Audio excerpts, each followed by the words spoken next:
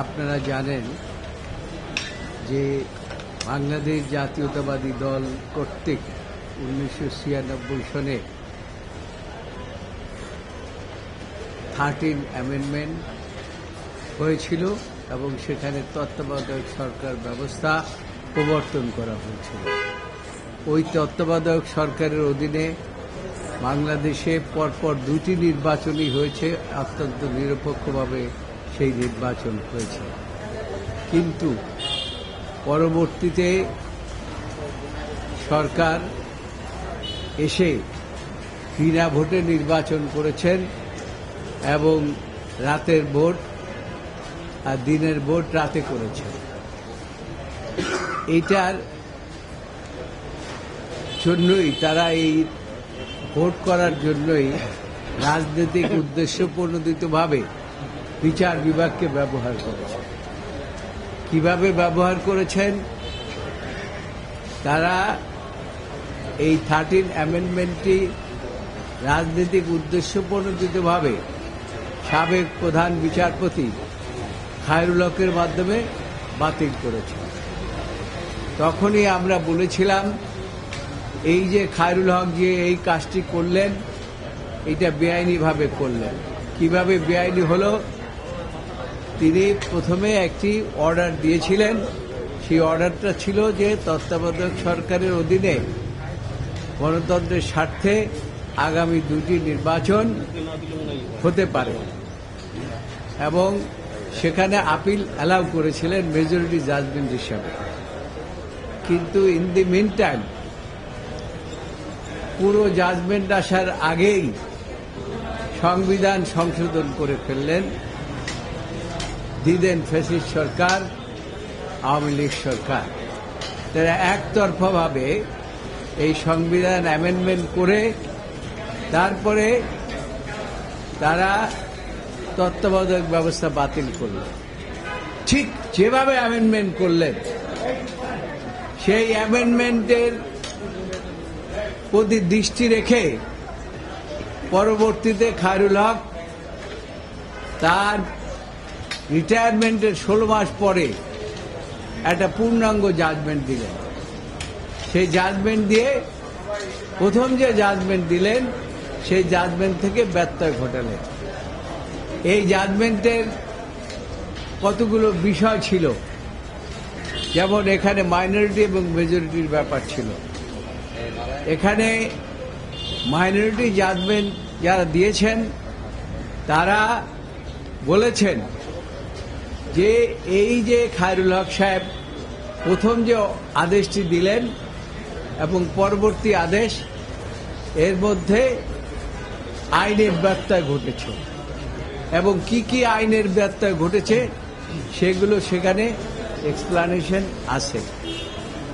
Accordingly আপনারা জানেন, আমি আগেও বলেছি যে তখন আমি এই সুপ্রিম কোর্ট আইনজীবী সমিতির সভাপতি হিসাবে সারা জাতির উদ্দেশ্যে বলেছিলাম খায়রুল হকের এই জাজমেন্টের পরে আর আজ থেকে দেশের মধ্যে বিশৃঙ্খলা শুরু হবে এবং কাটাকাটি, মারামারি এবং গুম খুন ইত্যাদি শুরু হবে, নির্বাচন ব্যবস্থা ধ্বংস হয়ে যাবে। এবং পরবর্তীতে আপনারা দেখেছেন তাই হয়েছে। যে কারণে আমরা এই 13 অ্যামেন্ডমেন্ট যে হয়েছে সেটাকে আমরা চ্যালেঞ্জ করেছি। আমরা মির্জা ফখরুল ইসলাম আলমগীর মহাসচিব জাতীয়তাবাদী দল, তার পক্ষে একটা রিভিউ পিটিশন দায়ের করেছি এবং সেই রিভিউ পিটিশনের উপরে প্রাথমিক শুনানি আমি করার পরে আজকে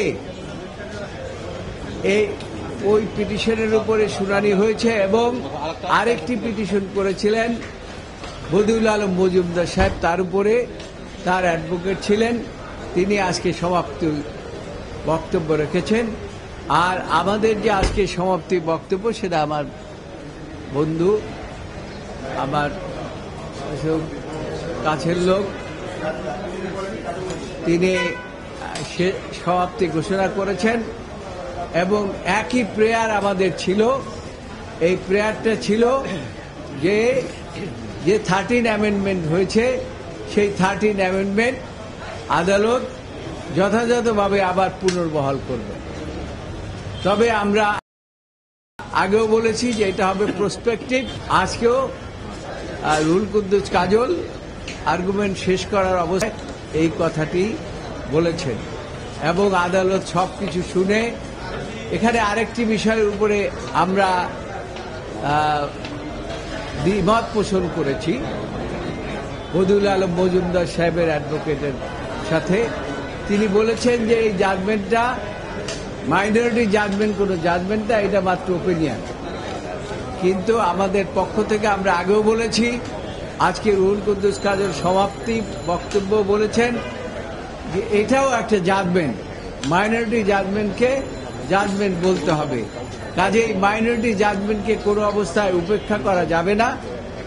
সেজন্য যে 3টি গ্রাউন্ডের উপরে লিভ দিয়েছিলেন সেই 3টি গ্রাউন্ডেই আমরা আইনগতভাবে আমরা সাবস্টেন্সিয়েট করেছি। আমরা আশা করি যে এই জাজমেন্টটি আগামী 20 তারিখে 20 নভেম্বর প্রধান বিচারপতি ঘোষণা করেছেন যে এই পিটিশনের উপরে যে হিয়ারিং হয়েছে অ্যাকর্ডিংলি তারা যথাযথভাবে শুনেছেন এবং আগামী 20 নভেম্বর জাজমেন্টের দিন ধার্য করেছেন।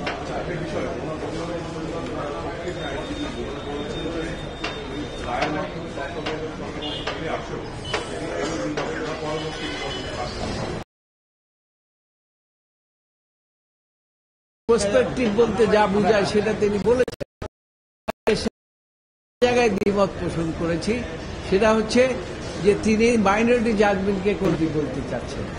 আমরা বলছি সেটাও একটা জাজমেন্ট। যদি সেটাকে জাজমেন্ট বলা না হয় তাহলে পরে 13 অ্যামেন্ডমেন্টের যে আমরা যে আবেদন করেছি এবং যেটা 13 অ্যামেন্ডমেন্ট হয়েছে এবং তারপরে যে গ্রাউন্ডগুলো দিয়েছে এবং অ্যাপিল হয়েছে, সেই অ্যাপিল শুনানি করার কোনো এখতিয়ার এই দেশের সর্বোচ্চ আদালতের নাই। সেই কারণেই ওইটাকেও জাজমেন্ট ধরে হিয়ারিং করা হয়েছে, সেইভাবে আমরা শুনানি করেছি। এখন তত্ত্বাবধায়ক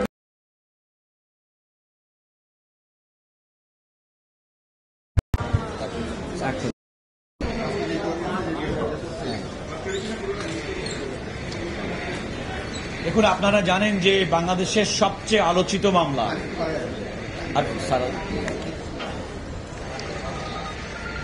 বাংলাদেশের রাজনৈতিক ইতিহাসের সবচেয়ে গুরুত্বপূর্ণ মামলা এই ত্রয়োদশ সংশোধনী। যে মামলাটি আমি আগেও বলেছি যে বাংলাদেশের সুপ্রিম কোর্টের উভয় বিভাগে 21 জন বিচারপতি শুনেছেন এবং বাংলাদেশের মাননীয় প্রধান বিচারপতি ডক্টর সৈয়দ রেফাত আহমেদ আজকে আমাদের সমাপনী বক্তব্যের পরে আগামী 20 নভেম্বর 2025 এই মামলা রায়ের জন্য তারিখ ঘোষণা করেছেন।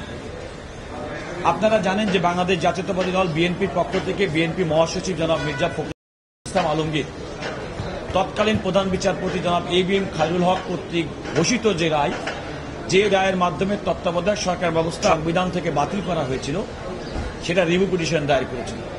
বিএনপির পক্ষ থেকে আমাদের লিড কাউন্সিলর জনাব সিনিয়র অ্যাডভোকেট জয়নুল আবেদিন উনি বক্তব্য রেখেছেন। আমি আজকে চতুর্থ দিনের মতো এবং সর্বশেষ সমাপনী বক্তব্য রেখেছি।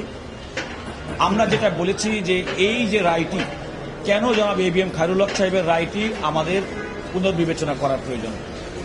উনি এই রায়টি প্রদান করার ক্ষেত্রে আমাদের বিচার বিভাগের একজন বিচারক তার যে সীমারেখা, আমি বক্তব্য বলেছি তিনি সেই সীমারেখা অতিক্রম করেছেন, যেটা আমরা ইংরেজিতে বলেছি জুডিশিয়াল ওভাররিচ। অর্থাৎ পার্লামেন্ট একটা আইন করেছেন, ওনার রায়ের মধ্যে উল্লেখ করা আছে ত্রয়োদশ সংশোধনী যে রায়টি করা হয়েছে পার্লামেন্ট বৈধভাবে পার্লামেন্ট সেটি পাশ করেছেন। বাট যে ব্যক্তিদেরকে দিয়ে এই অন্তর্বর্তীকালীন তত্ত্বাবধায়ক সরকার ব্যবস্থা গঠন করা হয়েছে তারা অনির্বাচিত, জনগণের সঙ্গে কোনো সম্পর্ক থাকে না এবং তাদেরকে একটা, আমরা বলেছি এটি হচ্ছে একান্তভাবে তার এই নির্দলীয় তত্ত্বাবধায়ক সরকার ব্যবস্থা যেটা সংবিধানে সন্নিবেশিত করা হয়েছিল, যার মাধ্যমে বাংলাদেশের মানুষ 1996 সালে এবং 2001 সালে ভোট দিতে পেরেছে এবং অনেক বিতর্ক সত্ত্বেও 2008 সালের নির্বাচনও মোটামুটি গ্রহণযোগ্য হয়েছে। এই নির্বাচনে জনগণ ভোট দেওয়ার সুযোগ পেলেও তিনি আলটিমেটলি জনগণকে প্রতিপক্ষ করে এই রায়টি প্রদান করেছেন। অর্থাৎ জনগণ যে সংশোধনের সুবিধাভোগী তিনি সেই জনগণকে অভিযুক্ত করেছেন, এরকম একটি আর্গুমেন্ট আজকে আমি আদালতের সামনে তুলেছি। আরেকটি কথা বলেছি, তিনি কোনো একদিন চা খাওয়ার সময় কি ঘটনা ঘটেছে উল্লেখ করেছেন। তিনি আমাদের সুপ্রিম কোর্ট আইনজীবী সমিতির সদস্যদের মধ্যে রাজনৈতিক কারণে বিভাজন, সেটি তার এই রায় প্রদানের ক্ষেত্রে উল্লেখ করেছেন, কারণ উল্লেখ করেছেন। তিনি এও উল্লেখ করেছেন যে একসময় সংবিধানে বিচারপতিদের বয়স বৃদ্ধি করানো হয়েছে এবং সেই বয়স বৃদ্ধি সংক্রান্ত যে রাজনৈতিক বিতর্ক রাজপথে থাকে, তিনি সেটিও রায়ের মধ্যে উল্লেখ করেছেন। এর মাধ্যমে আমি আদালতকে বোঝানোর চেষ্টা করেছি তিনি একজন বিচারপতি হিসেবে তিনি বিশ্লেষণ করবেন আইনগতভাবে সেটি বৈধ হয়েছে কিনা।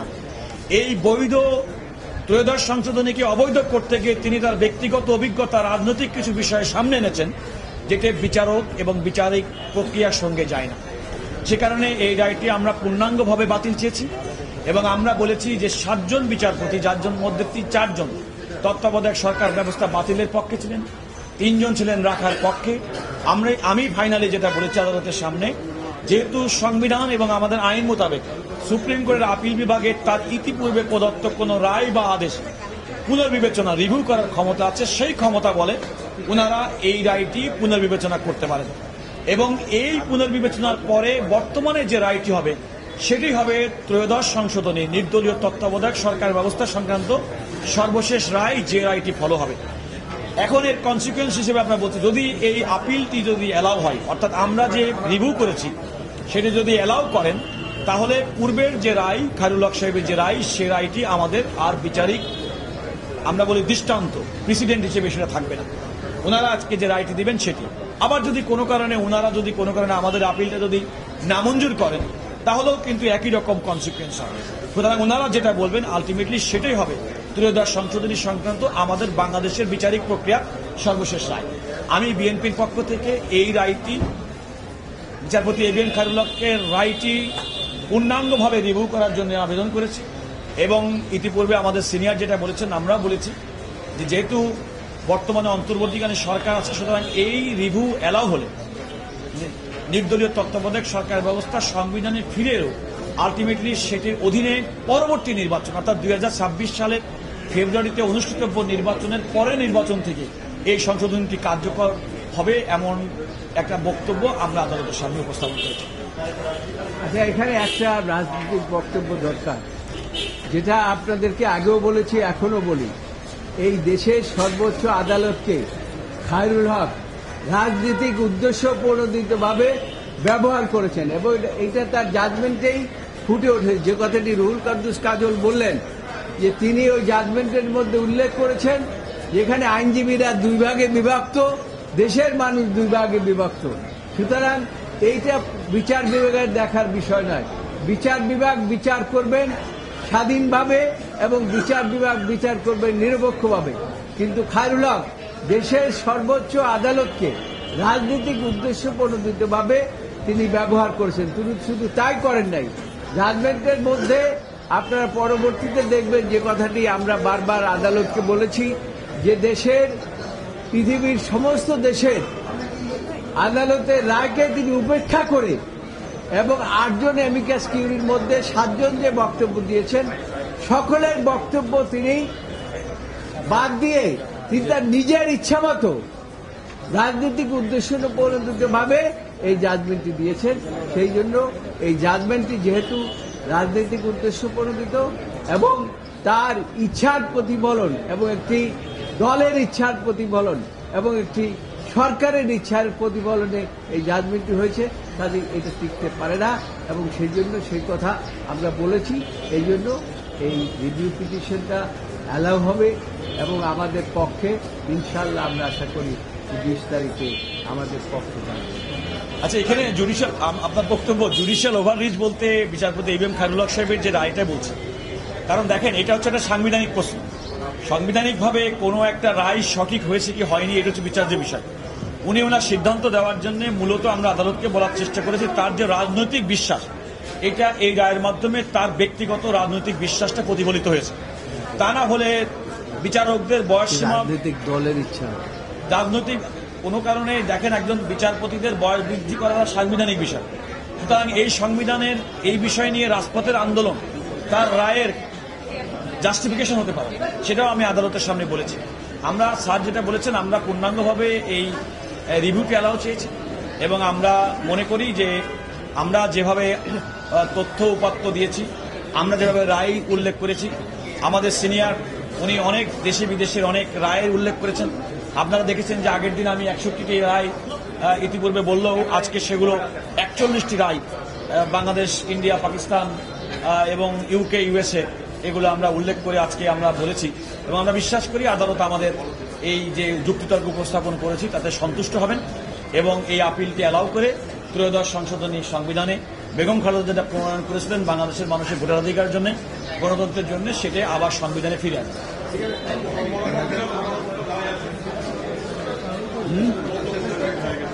না, আমরা সেটা বলি নাই। আমরা বলেছি যে যে কোনো রায় আমাদের সংবিধানে কোনো সংশোধনী হলে সেইটি কিন্তু কার্যকর হয় পরবর্তী সময় থেকে।